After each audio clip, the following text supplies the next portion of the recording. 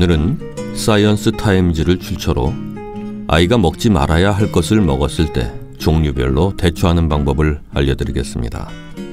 아이가 먹지 말아야 할 것을 삼키면 부모들은 일단 등을 두드려 무조건 토하게 하는 경우가 많은데요. 가끔은 이런 행동이 아이를 더 위험에 빠뜨리기도 합니다. 따라서 어떤 것을 먹었느냐에 따라 구분해서 대처해야 하죠. 토하게 해야 할 것과 토해서는 안 되는 것들로 나눌 수 있는데요. 만일 독극물을 먹었다면 토해야 할 것은 극히 일부분이기 때문입니다. 아이가 담배를 삼켰거나 어른이 먹을 약을 삼켰다면 곧바로 토해내는 것이 도움이 됩니다. 그러나 만일 액체 세제처럼 알칼리성이 있는 제품이나 다른 독성 물질을 먹은 경우에는 무조건 토하게 해서는 안 됩니다. 액체 세제가 목으로 넘어가면 수소나 나트륨 성분 등으로 인해 식도와 위 등 내장을 부식시키는데요. 이때 아이를 토하게 하면 독성 물질이 역류하면서 부식이 시작된 식도나 위를 역으로 다시 상하게 해서 오히려 더욱 치명적일 수도 있기 때문이죠. 또 토하는 중에 독극물이 폐로 들어가게 되면 심할 경우에는 사망에 이를 수도 있습니다. 따라서 아이가 액체 세제 같은 독극물을 먹었을 때 토하게 하기보다는 물 1컵 정도를 마시게 해서 희석하는 것이 더욱 안전합니다.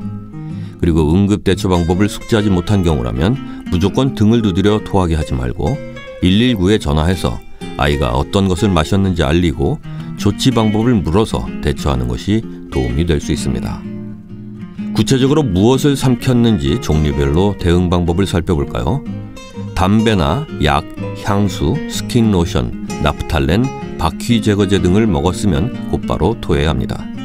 하지만 살충제나 곰팡이 제거제, 부식제, 휘발유, 화장실 세정제, 바닥 광택제 등을 먹은 경우라면 토하게 해서는 안 되고 빨리 병원으로 옮기는 것이 매우 중요합니다.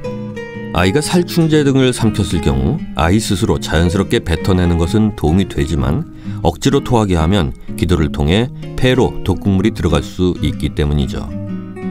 응급실에 갈 때는 먹은 제품을 가지고 가야 중독된 물질의 종류와 특징을 확인해 치료할 수 있는 만큼 반드시 먹은 제품을 지참하고 신속히 응급실로 가야 합니다. 한편 립스틱이나 크림 유액, 핸드크림 등의 고형 화장품, 베이비 샴푸나 베이비 오일, 크레파스, 지우개, 클렌저, 실리카겔, 방향제, 성냥, 흙, 잉크 등은 소량으로 먹은 경우라면 크게 걱정하지 말고 아이의 반응과 상태를 지켜보라고 하는군요. 앞에 곧바로 토해내야 하는 물질들을 간단히 언급했는데요. 물이나 우유를 먹여서 토하게 하면 도움이 되는 경우들이 있습니다.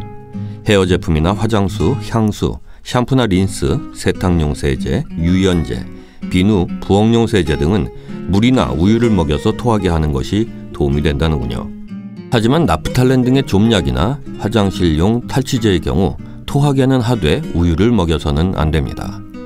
또 표백제나 주택용 세제, 화장실용 탈취제는 토하게 하지 말고 물이나 우유를 먹여서 희석해야 합니다. 반면 유성도료나 합성수지도료, 살충제, 등유, 벤젠, 알칼리전지, 구두약, 화장실 세정제, 매니큐어, 금속 조각 등을 삼킨 경우는 매우 위험한 상황이므로 아무것도 먹여서는 안 되고 토하게도 해서는 안 됩니다.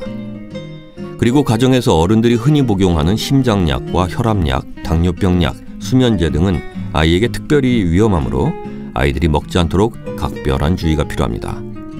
또 표백제, 빙초산과 같은 부식성 화학 제품은 급성 화상을 입힐 수도 있고 양초 등은 폐에 염증을 유발할 수도 있는 만큼 더욱 주의해야 합니다. 여러분 혹시 지금 설명을 듣긴 하셨는데 너무 종류도 많고 헷갈려서 머리가 아프신가요? 어떤 건 토하게 하고 어떤 건 토하면 안 되고 또 어떤 건 물이나 우유를 마시게 해서 토하게 하고 어떤 건 우유는 먹이면 안 되고 등등 복잡하죠.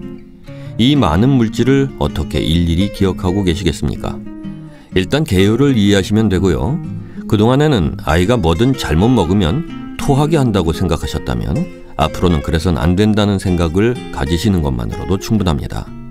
앞으로 어떤 상황이 실제로 닥친다면 119를 이용하든가 검색 기능을 활용해서 적절한 대응 방법을 알고 대처하면 되겠죠.